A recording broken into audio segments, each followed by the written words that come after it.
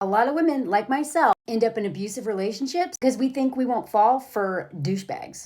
This is literally what got me, among other things, into an abusive relationship. It almost got me killed. Just because I knew this guy was like not a great person to date, thinking that, whatever, he's just like really good at eating. In that sense, I can have schmegs very easily without any emotion or any attachment whatsoever, that will safeguard me.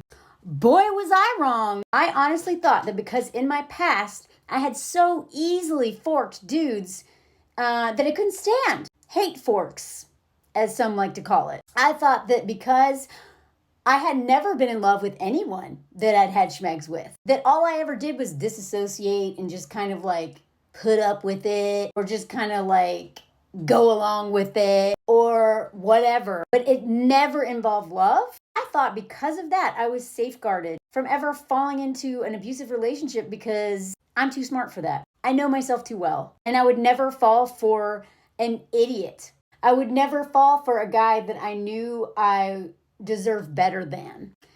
And boy, was I wrong. So I've talked a lot about how when I finally did go out and start dating again after getting out of that terrifying relationship, that I had to place men into two categories. Boyfriend material guys that I didn't sleep with, that I took my time with because I didn't want to get attached. I didn't want to, sabotage the relationship because I knew that my trauma responses would come, kick in, and any of my unhealed stuff and codependency would be right? So I knew that if I saw someone as boyfriend material, that I would take it very slow, which is what I did.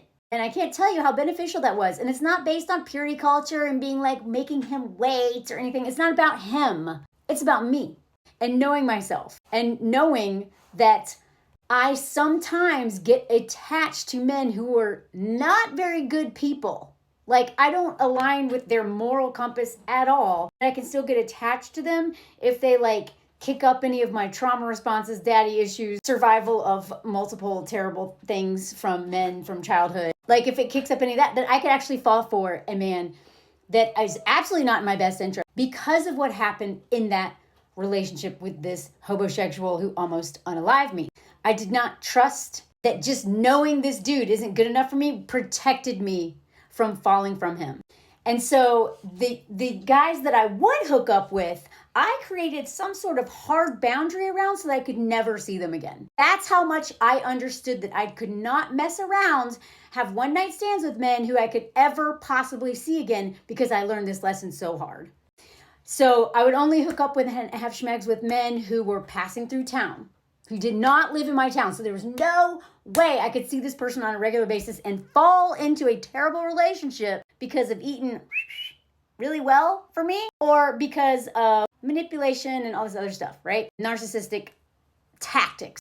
When I moved to France, I actually broke that rule. I would sometimes hook up with guys who lived in my town if they didn't speak a word of English, because then there was just no way. There's no way around that barrier. But I was very strict about that for a reason, because I think a lot of women think because you know yourself, because you can, assess a man pretty quickly, that you will not fall for him if you think he's trash. If you literally just want some fun, blah, that you're not gonna, you will. I mean, maybe you won't, but you might. And making that mistake one time almost ended my life. So I started taking that very seriously. Doesn't matter if he is trash. Doesn't matter if I know I would never, ever want to marry or date this person. That doesn't mean I won't end up dating this person and falling for him. Maybe after a whole lot of healing and really kind of understanding my nervous system and trauma responses and narcissists and how all that works, maybe I have a little bit,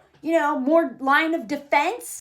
But I'm telling y'all, do not think that you can't fall for one of these dudes. As soon as you realize that they are toxic or manipulative, liars, insecure, cut it off. Cut it off. Do not underestimate the power of these men to hypnotize you, gaslight you, mess with your emotions, breadcrumb you, play on all your insecurities. This is a game to a lot of men. But for women, the stakes are life and death. And that trauma is for life. 9 years later, I'm still dealing with the fallout of less than 1 year with a man that I knew I was too good to date, and then I fell for anyway.